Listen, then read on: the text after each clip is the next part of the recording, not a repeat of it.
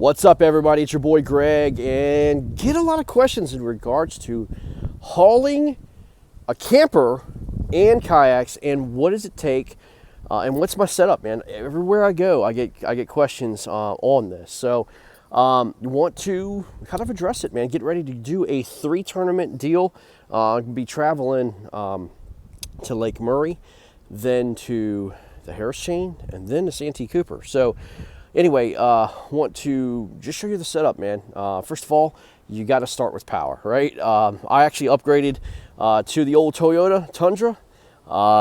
This is a V8. It's a gas guzzler.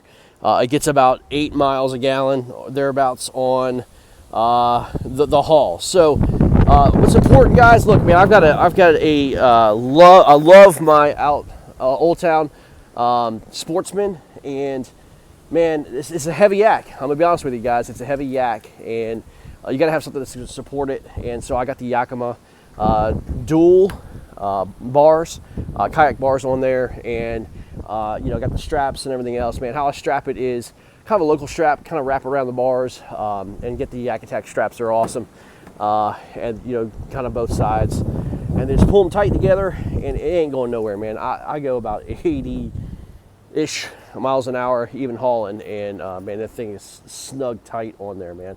So you got to have those bars if you're going to do it, man. So that's first and foremost, is getting your yak strapped on, and make sure it's balanced, make sure it's secured tightly, man. You got to have it. And what I do is I dual strap it, right? So I do the front straps. That's not going anywhere. And then what I'll do is I'll dual strap the back. And what that does, it kind of prevents the sliding back and forth.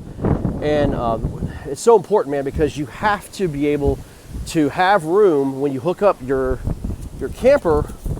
You got to have room, right? You got to have room for the back. So this thing, so that when you turn, there's plenty of room for the yak to kind of hang out, right? The hangover, and that way your yak is not hitting the camper. So, guys, I will go over my camper. I'll show you what it's like, and I'll show you what I have.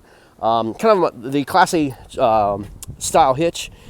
Very important, man. You got to have something heavy duty to be able to haul. Now this is a 7,800 pound dry weight camper, and you know, if I'll be honest with you guys, next time I buy a truck, I'm going to buy a diesel. But anyway, I do want to kind of do a little bit something heavier, and you know, because I'm going to be traveling a lot more, right? So you know, want to get something that's not gas, something that's has a little bit better gas mileage. Believe it or not, a diesel is your way to go. So I'm going to upgrade probably to that, but in the meantime, this thing does wonders, and it really hauls a ton of weight. So anyway, Cherokee Alpha Wolf Limited is the 2021 model. I got it back in actually last year. I cannot recommend this camper enough, guys. I mean, this thing is amazing. So I live out of it a lot, basically 6 months out of the year, and it is a Forest River 26 DBH-L. What that means is the inside is 26 feet. That's the main cabin. It is a double bunk, and it's a left, which means that it's a left slide out, right? So if you look at the camper facing this way, your slide out is to the left. So it's a double bunk deal. So this is Forest River. Again, highly recommend it. It's a dual axle, dual wheels, and it does have in the back, it's got a bathroom, 2 doors, right? So here's the bathroom. You can access it from out there. And then what I love about it, guys, is the kitchen, right? It's got your beer cooler, or whatever you want in there, and your ice maker, and your pull-out stove. So it just connects it to this gas line, right? So there's your gas line you connect it to, and it's awesome, man. I mean, of course, it has the awning. It's an electronic awning. And I mean, again, any camper is great, but I highly recommend this one. I've done a lot of research, and it's got a rack for your bikes or whatever you want to in the back there. Pretty easy 30 amp hookup here. You just use a Furrion cable, and you've got your black tank flush, your city water, And then if you're boondocking, you can fill your tank up right there. So really cool, huge storage facility, obviously. And then your sewer line and all that good stuff. So anyway, all that you need. And it's got 4 different stabilizers on there, and then the slide. So I'll kind of go in here and kind of show you how this all sets up. But again, highly recommend it. But setting up is so important, guys. Make sure that you have your stabilizer bars all done. I do a checkup. I do a check every time I hook up. Even in the morning when I'm leaving, getting ready to leave, I make sure that everything is double checked before you go. Also, what's really important, guys, is your chalks, right? Rubber chalks, make sure you chalked up.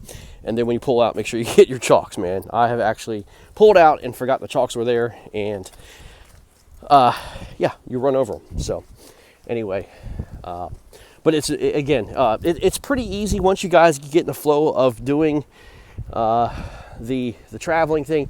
You have kind of a system, right? So anyway, I'm going to show you inside, guys, and let you see what it's like and how easy it is to kind of set up, really. So what you do, guys, is once you get in, you get set up, turn on your living room lights. It's got indoor LEDs as well, blue lights. And then you hit this slide out, and then it's going to slide out. Don't be afraid of the noise. It makes a lot of noise, guys, but can't be afraid of the noise. And this gives you a ton of room. I'm getting ready to travel, so everything's kind of secured, I guess, in its own way. But you can see the slide out. It gives you plenty of room, guys. This is a honestly, this turns into a bed. This thing pulls out, turns into another bed. That's another queen size bed. The kind of dining area turns into a queen size bed. So really, really cool. And all right, there we go.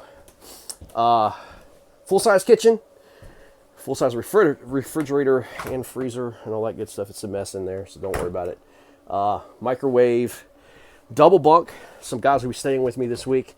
That does help. And then the full size, well, 1.5 size bathroom. It's got a shower and all that good stuff. So anyway, really, really cool. My wife's favorite, the pantry. The pantry's huge. It's got AC and heat. Your heat's based on propane as well as electric heat.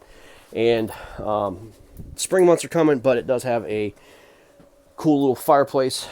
Really cool. And then, excuse the mess in here, but I haven't put the sheets and stuff on. I'm not ready to do that until I get in there. But it's got a full-size queen-size mattress and all that good stuff. It's got plenty of cabinet space.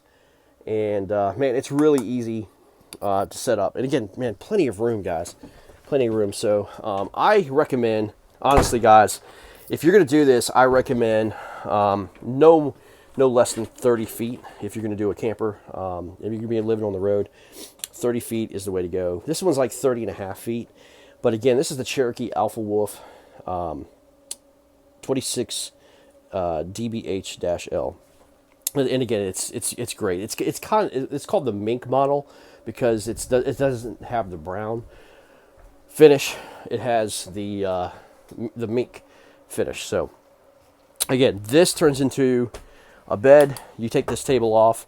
This is kind of like my office, and then some guys will sleep here on the bed. Obviously, the bedroom, and then there. It actually can sleep 6 comfortably. So yeah, it's a really good, awesome model. But guys, I'm getting ready to go, man. I'll see you guys at Lake Murray. But this is my setup. I've had a lot of questions on how to go about doing it. Hopefully that gives you a little bit of idea of what we do. And also, guys, what's important is you, when you get on the road is make sure your braking system's set up correctly. And I do want to show you this. This is so important. This little gadget right here, it's a Bluetooth style braking system, and it's actually controlled by an app. And it's called the Kurt ordeal, but it's called the Echo Wireless Brake Control. And again, it's all controlled by your app. It's also electronically controlled inside as well. But this kind of shows you, you can set your brake settings automatically to a softer braking style, harder braking style. I set it at level 4, and it's perfect. Again, it all depends on what kind of truck you're driving. But again, the Echo style just kind of electronically sees what's going on with your braking style. So your brakes are very important. Make sure everything is ready, set, go. But anyway, guys, that's my setup. That's it, man. It's really not that difficult. You kind of get it into a flow of things. But guys, this thing's going to be on the road for another month and a half. I'm going to be at South Carolina, then Florida, back to South Carolina, and then back to Florida, and then home. So anyway, that's it, guys. I'll see you on the road. Don't kick my butt too much on the water. I'm coming to take somebody's cash and hopefully get a couple top finishes out there. So guys, see you out there. Take care. Peace out.